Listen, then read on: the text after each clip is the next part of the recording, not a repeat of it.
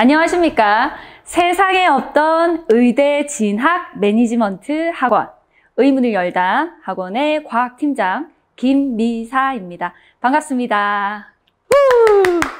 사실 늘 저희 원장님께서 나오셨는데 원장님이 좀 연로하신 관계로 부족하지만 오늘은 제가 연사로 열심히 설명회를 진행해 보겠습니다. 박수! 오늘 설명회는요, 초등 5, 6학년 학생들, 자녀로 둔 학부모님들께 달라지는 고교 생활과 대학 입시에 대해 말씀드리려고 합니다. 달라도 너무 다른, 몰라도 너무 모르는 고교 학점제인데요. 고교 학점제라는 정책에 대해서 우리가 어떤 스탠스를 취할 것인지, 우리 아이 고교 생활을 어떻게 설계할 것인지 그 해답을 찾을 수 있으시기를 바랍니다. 자, 그럼 고교 학점제 무엇인가? 오늘 2월에 교육부에서 고교 학점제 시행령을 발표했습니다. 핵심 내용을 말씀드리면요, 3가지가 있어요. 첫째, 2025년 고1부터 전면 시행하겠다. 둘째, 적성과 진로에 따른 과목 선택을 하겠다. 세 번째, 192학점의 이수 졸업 학점제를 시행하겠다. 우리 어머님들 대학 다니실 때 과목을 선택해서 수강하셨잖아요. 그것처럼 고등학교 때 선택 수강을 한다는 거예요.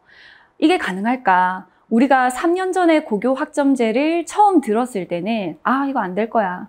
사람들이 이거 힘들 거야, 오래 걸릴 거야 그랬거든요. 왜냐하면 고등 생활이 곧 입시인데 지금 아시지 않습니까? 내신 지옥, 수시와 정시, 수능을 전쟁처럼 치르는 지금의 관점에서 너무 안 맞는 거예요. 그런데 이번 평가에서 교육부 발표와 교육 현장의 움직임이 심상치 않습니다. 평가는 어떻게 할지, 또 좋은 대학에서는 우수한 아이들을 어떻게 뽑을지, 우리가 우려하는 이 점에 대해서 구체적인 대안을 만들어가고 있고 중장기 전략을 치밀하게 준비하고 움직이고 있습니다. 2025년에 갑자기 시작되는 것이 아니라 지금 1457개, 지금 전국 고교수가 2300개 정도 되거든요. 고등학교에서 지금 시범 운영 중입니다. 부산도 60개 고교에서 시행 중인데요. 남천동 일대 잘 들으십시오. 문현여고, 배정고, 중앙고, 분포고, 예문여고, 한월고 생각보다 많죠. 지금 선도, 연구 학교들은 2015 교육과정 안에서 부분적으로 고교 학점제를 시행하고 있는 거고요. 2025년에서 2022년 교육과정 적용과 함께 고교 학점제가 전면 시행되는 겁니다.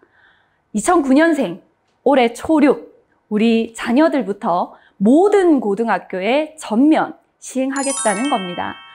여기서 고교 학점제가 갑자기 나왔다고 생각하시는 어머님들 계실 수도 있는데 이전 정권에서 발표했던 2015 교육과정은 2007년도부터 준비를 했습니다.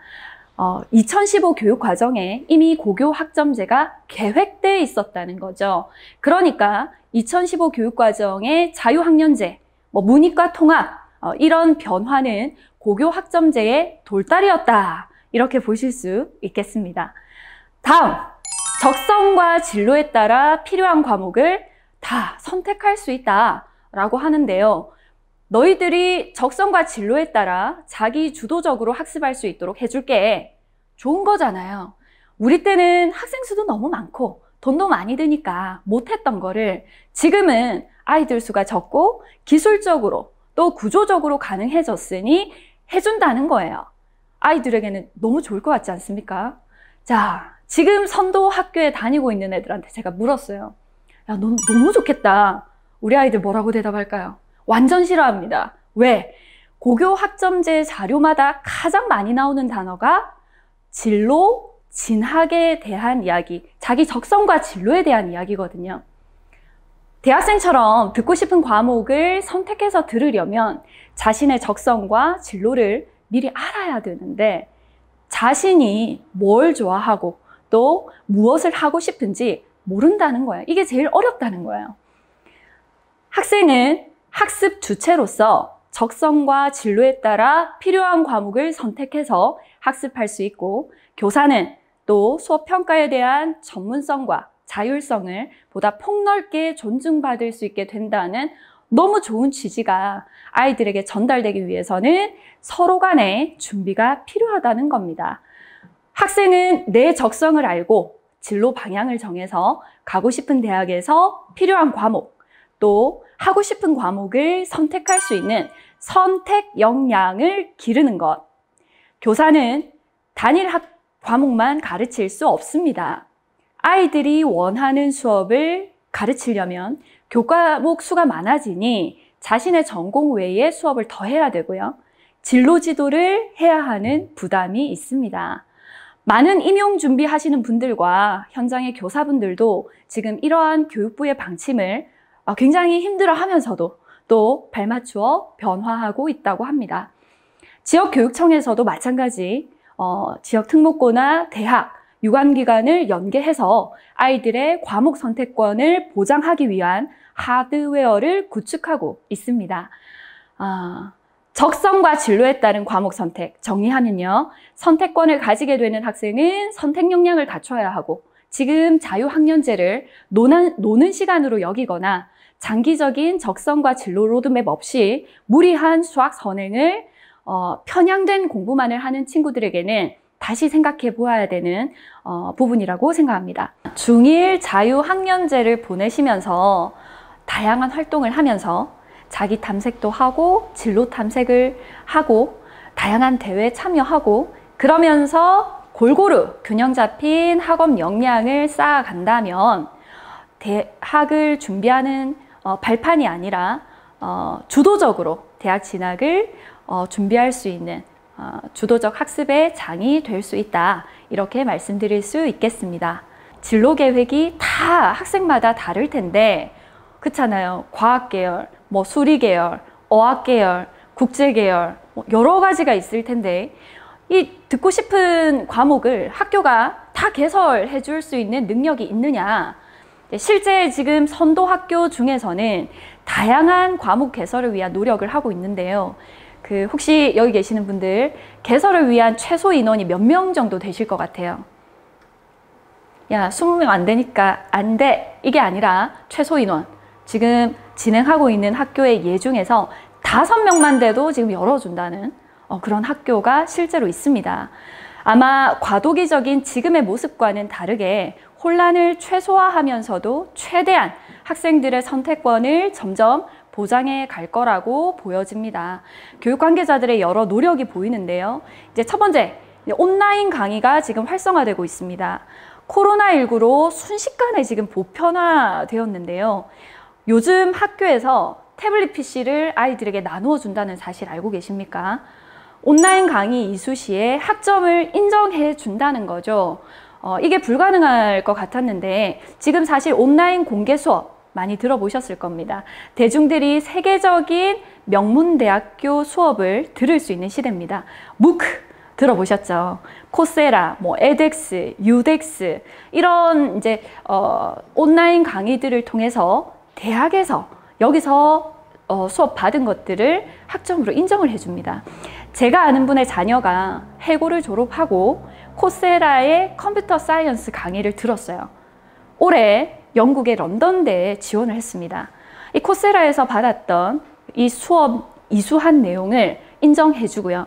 명문대였잖아요. 영국의 런던대가 컴퓨터 사이언스 학과에 지원해서 합격했습니다.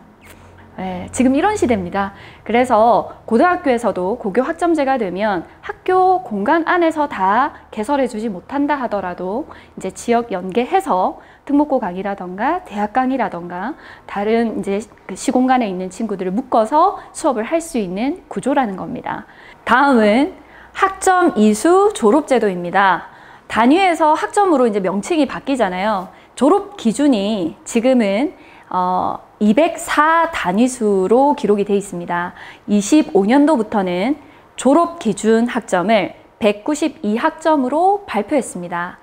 단위수나 학점수가 수업 시간 또 시수의 개념이기 때문에 학습 부담을 이제 줄였다고 볼 수 있는데요. 또 하나는 지금은 출석 일수 3분의 2만 채우면 졸업이 가능하잖아요. 25학년도부터는 192학점, 192학점, 이 이수 학점을 채우지 못하면 졸업이 불가능합니다. 졸업 기준이 좀 까다로워졌다고 볼 수 있습니다. 자, 두 번째, 단계별로 공통 과목을 이수하고 선택 과목의 교과를 선택할 수 있게 한다는 겁니다.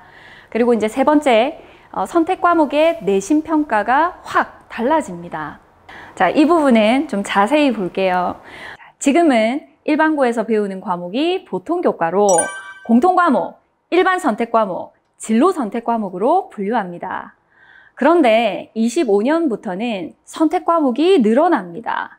특목고에서 배우던 전문 교과 1이 보통 교과로 추가되어서 공통 과목, 일반 선택 과목, 융합 선택 과목, 진로 선택 과목으로 과목이 새롭게 다양하게 개설하겠다는 취지가 보이는데요. 세부 교과목은 아직 발표되지 않았습니다. 아마 2022년 개정 교육과정에서 구체적으로 공지될 것인데요. 예시 과목이 있습니다. 공통 과목은 수학, 통합사회, 통합과학으로 제시가 되었고요. 일반 선택이나 진로 선택은 이제 현행 과목과 비슷해요. 근데 이제 새롭게 생긴 융합 선택 과목에서 인공지능 수학 보이시죠? 이렇게 새로운 과목이 보입니다. 이거보다 훨씬 다양해지지 않을까 예상이 됩니다. 지금 현재 기업과 경영, 생태와 환경, 정보 처리와 관리, 이름만 보면 대학의 교양 강의들인 것 같은데 지금 서울에 있는 고등학교에서 운영하는 교과목입니다. MBC 꿈꾸는 4교시에서 나왔던 고등학교 사례를 보면 같은 반 짝꿍인데 시간표가 다른 거예요. 조례할 때 모였다가 1교시부터 이동식 수업을 하는 거 교과목 안에서 다양한 선택 과목을 선택하다 보니까 이제 1교시부터 마칠 때까지 마지막 수업까지 따로 듣는 거예요. 이동식 수업을 하면서 듣다가 이제 종례하고 그때 이제 같은 반 친구들을 만나고 인사하고 가는 이제 그런 고등학교 풍경이 그려지는데요. 자, 이제부터 어머님들이 가장 궁금해 하실 부분, 평가에 대한 이야기를 좀 자세하게 드리겠습니다. 이 부분이 확 바뀌어요. 지금은 내신 지옥이라고 제가 아까 잠시 말씀드렸는데 1등급부터 9등급까지 줄을 세워서 3년 동안 받은 내신 등급으로 1.35다, 1.45다, 그래서 교과 전형 추천을 받았다, 안 받았다. 너무 이렇게 부담이 되잖아요. 이제 이러한 부담이 없어집니다. 고1 때 듣는 공통 과목은 지금과 같이 등급제로 여전히 상대평가가 유지되지만 선택 과목은 등급이 아닌 성취평가를 합니다. A, B, C, D, E 현재 중학생들이 90점 이상이면 다 A를 받게 되는데요. 25년도부터는 선택 과목은 성취율 90% 이상이면 A가 되는 절대평가가 됩니다. 자, 그런데 그 밑에 보시면 I가 있어요. 이 I는 뭐냐면 40% 미만이면 I로 표기하고 미수가 됩니다. 학점 인정을 못 받는 거죠. 우리 대학 다닐 때 F 받으면 이제 학점 인정이 안 되지 않습니까? F 많이 받으면 이제 학고 다 받아보셨죠? 그래서 다시 정리하면 고1은 여전히 상대평가 등급 기재가 되므로 공통 과목에 대한 내신 비중이 커진 것이고 고2, 3 선택 과목에 대한 내신은 절대평가가 되기 때문에 지금과 같이 수험생의 내신 부담은 좀 줄고 학교 생활이 많이 달라진다고 볼 수 있겠습니다. 자, 지금 보시는 게 우리 아이들 성적표 예시입니다. 원점수, 평균점수, 성취도, 수강자 수, 성취도별 학생 비율이 이제 표기되어 있는데요.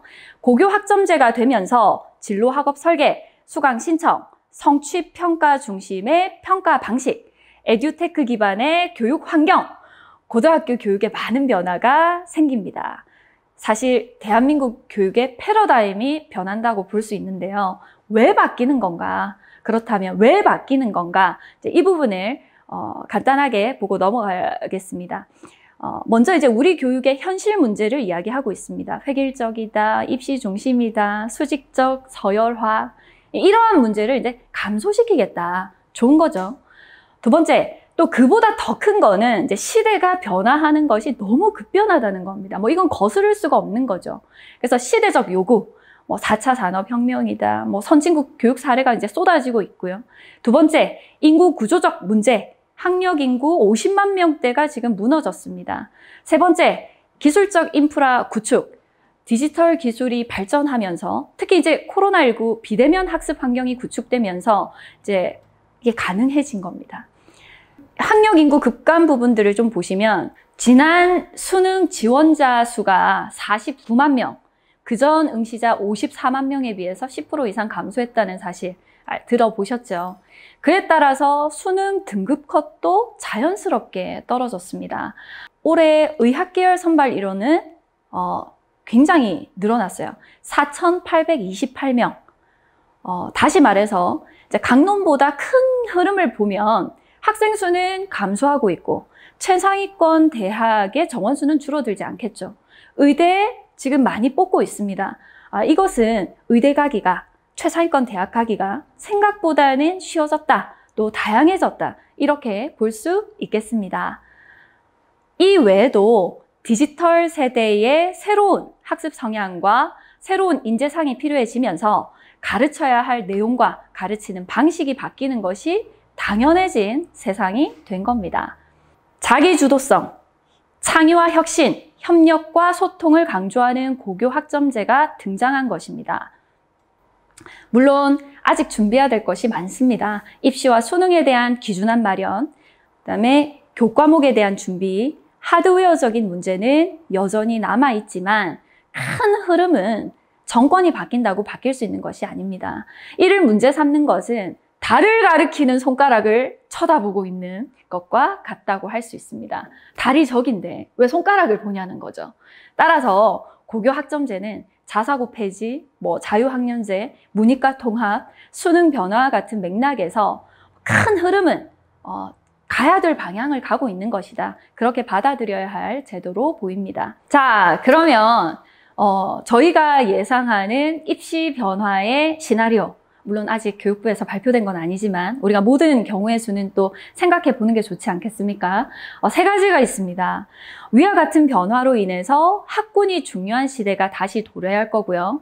동네, 남구, 해운대구와 같은 교육특구, 대학이나 과고, 특목고가 인근에 있는 지역으로 좀 몰리지 않을까 이렇게 보고 있는데, 내신 절대평가가 되면서 수능 시스템의 변화를 저희가 세 가지로 예상해 볼 수 있습니다. 첫째, 수능 자격고사화.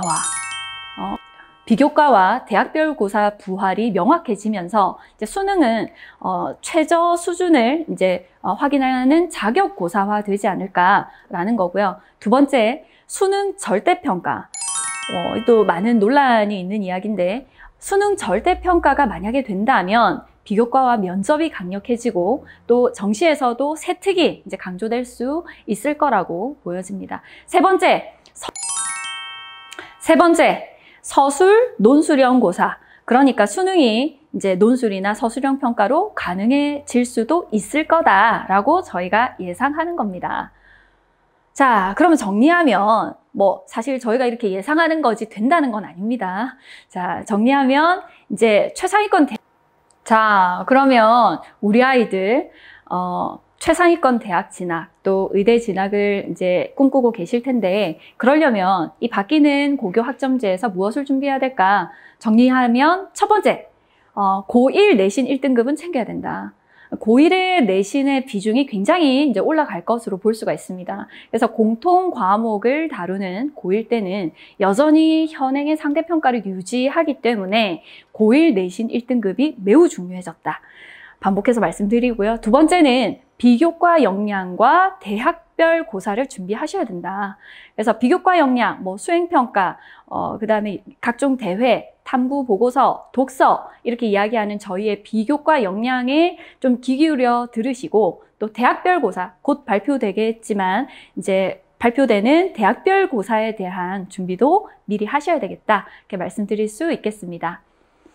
자, 그렇다면 의문의 초등은 어떻게 고교 학점제를 준비해 가고 있는지 궁금하실 텐데요. 의문의 열다를 소개할 때 세상에 단 하나뿐인 교과, 비교과 전문학원이라고 합니다.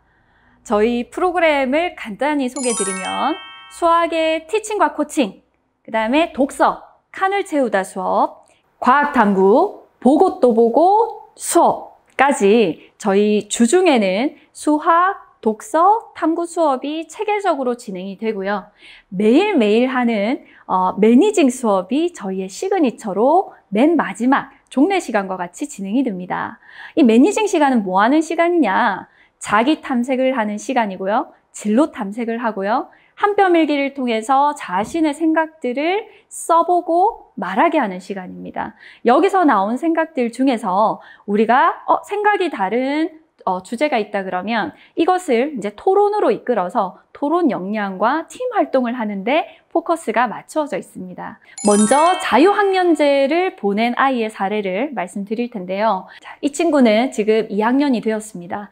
그래서 이제 첫 내신 시험을 치르는 시기였는데, 이 시기에 이제 친구와 면담을 할 기회가 있었어요. 저는 이제 제가 수업하는 의문의 아이들과 1대1 미사쌤과 수다 떨기 시간을 마련하는데요. 일과 전이나 후에 아이와 1대1로 만나서 말 그대로 수다를 떠는 겁니다. 아이가 막 히팅이 돼 있는 거예요. 아이가 그러는 거예요. 내신 보강을 너무 듣고 싶었는데 욕을 뿌리치고 안 듣기로 했어요. 사실 이제 첫 시험을 치르는 아이고 마음이 쓰이다 보니까 저희가 이제 2학년이 된 학생들 대상으로 해서 4월 동안 이제 내신을 위한 보강을 별도로 진행을 해줬었거든요. 근데 내신 보강을 통해서 선생님의 도움을 받는 것에 대한 중학교 2학년 아이의 갈등과 고민, 그 의사결정이 놀랍기만 합니다. 뭐라고 하냐면, 왜냐하면 고등학교 가서의 내신은 실전이고 더 많은 학습 양과 깊이를 요구할 건데, 중학교 내신 준비부터 의존적으로 내신을 대비하는 거는 스스로 내신 준비를 하는 능력을 약화시킬 것 같아요. 이렇게 말하는 거예요. 중학교 첫 내신을 치르기 위한 마음가짐과 자세, 굉장히 주도적이고 치밀하지 않습니까? 이 아이는 4월달 저와의 면담에서 자신의 꿈, 자기는 나사의 연구원이 되고 싶다는 거예요. 그러니까 호주에서 봤던 나사 박람회, 그 이후에 우주 천체에 푹 빠져 있는데, 지금 저희가 중학교 2학년 아이들과 수업하는 공통과학 내용에서 빅뱅 이론이라던가 그 다음에 핵융합 발전이라든가 이런 부분들에 대한 고민을 엄청 많이 한 거예요. 이 아이는 진로에 대한 현실적인 고민을 하고 있었습니다. 저희가 한 달에 한 번씩 아이들의 꿈에 대해서 체크를 좀 해보고 있는데요. 의사가 될 것인가, 천문학자가 될 것인가. 사실 이 아이는 영재학교에 보내야 되는 아이인 것 같다라는 생각이 들었어요. 그래서 그래, 이제 이번에 내신 잘 치고 이제 5월달 내신이 끝나고 나서 이 진로에 대한 고민을 같이 해보자. 이 친구는 지금 이제 내신이 끝나고 지구와 인류의 기원에 관한 책을 오리진이라고 하는 책을 또 읽고 있습니다. 제가 두 번째 드리고 싶은 사례는 지금 저와 수업하고 있는 현 초6입니다. 이 친구는 초5인데 굉장히 활발하고 열정적이에요. 저희가 이제 중등부 아이들을 대상으로 한 독서 수업에서, 칸을 채우다 독서 수업에서 에이트라고 하는 책을 이제 아이들하고 읽을 기회가 있었는데요. 그걸 이 아이가 일주일 만에 다 읽은 거예요. 그때가 아마 설 이후였는데, 그거 다 읽고 나서 저한테 선생님 1대1 수다 떨기 좀 하자고 면담 신청을 한 거예요. 그러니까 너무 자기가 이걸 보고 충격을 받았다. 그래서 두 가지 의문이 들어서 선생님과 이야기하고 싶었다, 이렇게 얘기를 하더라고요.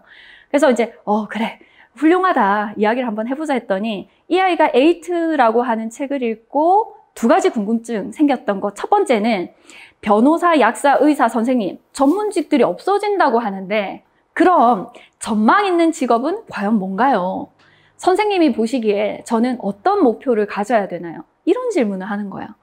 두 번째 이야기는 옛날식 공부는 의미가 없다고 하잖아요. 의문에서 하는 독서나 탐구 수업, AI와 공존하는 사회에서 자기가 보기에 AI를 지배할 수 있는 사람을 위한 교육이라고 공감이 든대요.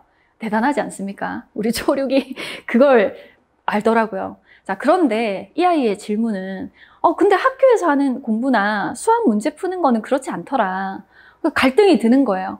이 공부를 계속 해야 되나? 의미가 없지 않나? 이제 이런 동의를 저한테 구하더라고요. 영리하죠. 공부하기 싫어서, 문제 풀기 싫어서 이제 저한테 질문을 하는 건데, 이 아이와 이제 대화를 나누면서 그런 생각이 들더라고요. 아, 당장의 어떤 이제 그 눈에 보이는 결과 중심적인, 그 다음에 하나의 어떤 방향성을 시행착오 없이 겪어가려고 하는 우리 아이들의 생각이 부모님의 생각, 우리의 생각에서부터 발현된 것은 아닌가. 그래서 우리가 하는 공부의 의미, 그 다음, 공부를 하는 목적이나, 그 다음에 공부를 하는 자세에 대한 이제 철학적인 이야기들을 앞으로 이제 좀 계속 같이 가져가야 되겠다. 굉장히 영리한 친구들이 어떤 방향을 잡아주고 어떤 스탠스를 취해주느냐에 따라서 굉장히 달라질 수 있다는 것을 알게 되었습니다. 그래서 제 대답은 어땠을까요?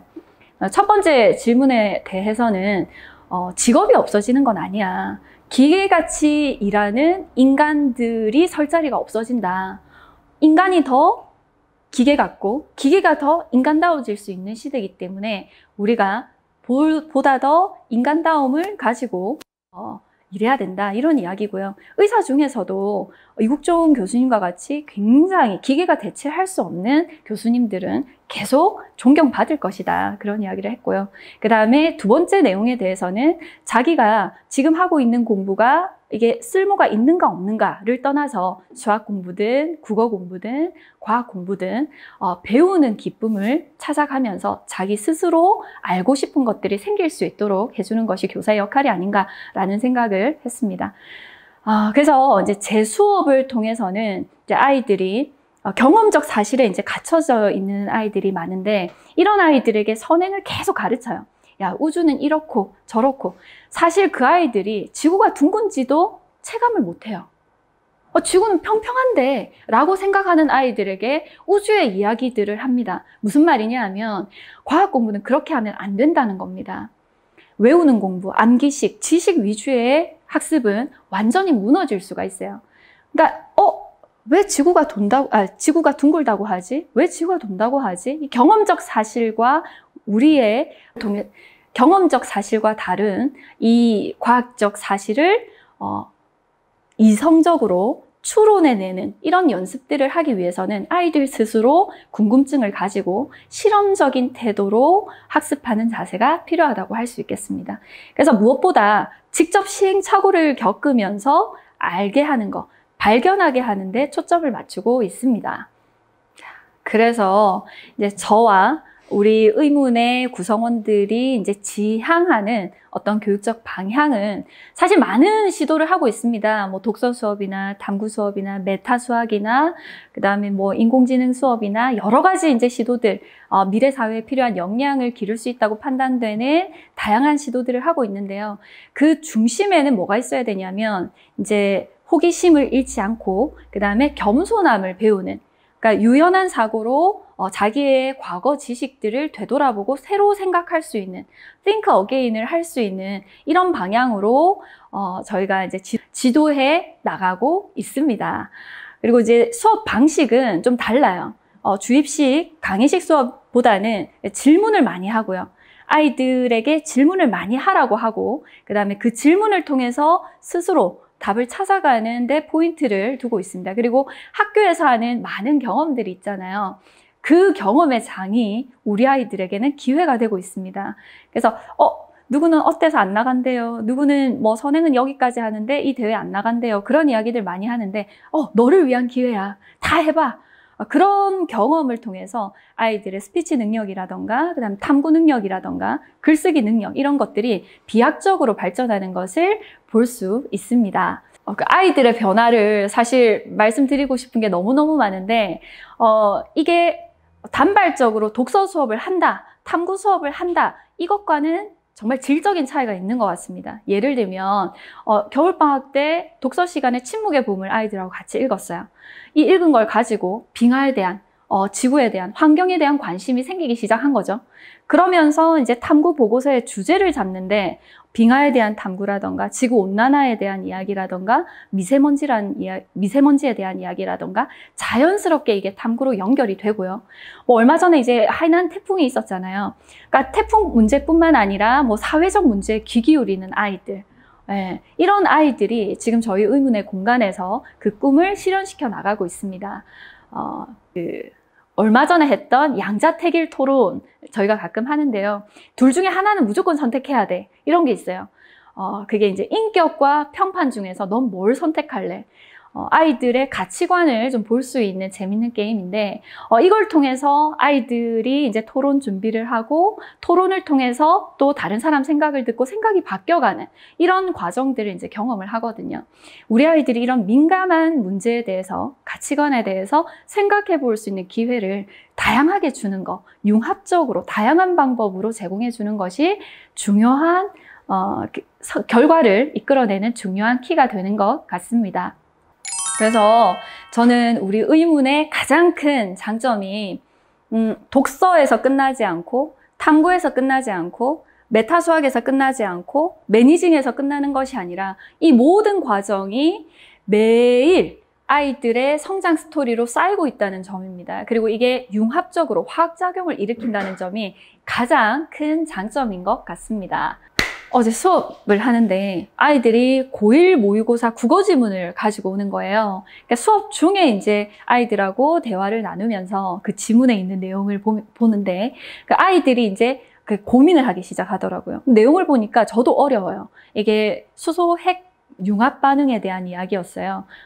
고등학교 과정에, 과학 과정에 핵 분열, 핵 융합 이런 이야기가 나오지 않는데 굉장히 자세하게 있는 지문이었습니다. 국어 지문을 이제 과학 시간에 들고 오는 거는 이 중학교 2학년 아이들 지금 현재 진도가 통합과학의 앞부분이거든요. 그러니까 별에서 수소 핵 반응을 일으키는 이제 그 내용이 나온 거예요. 그래서 선생님한테 좀 들은 거는 같은데 이게 굉장히 복잡하게 써져 있으니까 너무 힘들었다는 거예요.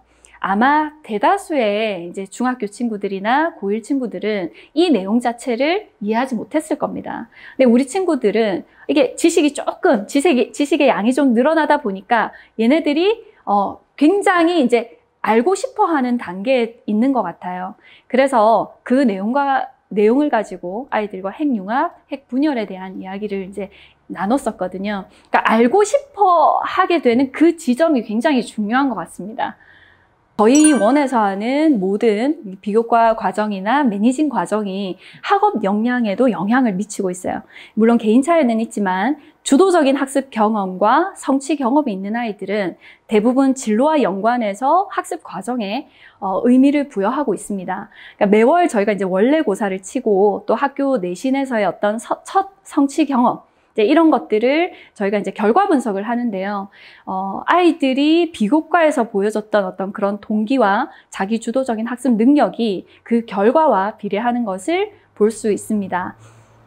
물론 초5, 6 중에서 동기나 열정은 불타는데 학업 역량이 길러지는데 시간이 조금 다른 친구들에 비해서 오래 걸리는 친구들이 있습니다. 그 1대1 미사쌤이랑 수다 떨기 이 시간에 상담을 하다 보면 스스로는 열심히 했는데 성적이 잘 안 나와요. 이렇게 속상해하는 친구들이 꽤 있거든요. 이런 아이들의 문제점이 뭐냐? 혹시 그런 자녀가 있으시다면 잘 들으셔야 됩니다. 그런 친구들의 대부분은 자신이 모른다는 사실을 모르고 있습니다. 저학년 때 점수와 진도 중심의 공부를 하면서 자신도 모르게 결과 중심적인 학습에 익숙해져 사고가 고착화되어 가고 있는 겁니다.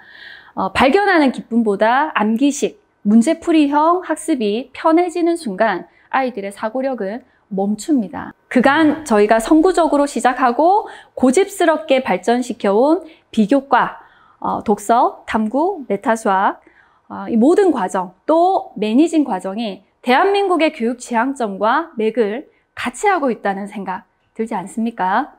네, 드시죠. 교육적 가치, 아이들에게 필요한 미래 역량을 대한민국 교육 현장에서 이제 향상될 수 있도록 교육부에서도 고민하고 있다는 것, 또 대입 선발에서도 이런 부분이 반영될 수 있다는 것, 고교 학점제 시행으로 더욱 구체화되는 것 같아서 사실 설명회를 준비하면서 굉장히 기뻤습니다. 이 아이들의 성장을 함께 할 수 있는 것은 저에게 너무 큰 행운입니다. 그리고 우리 아이들에게는 큰 행복입니다.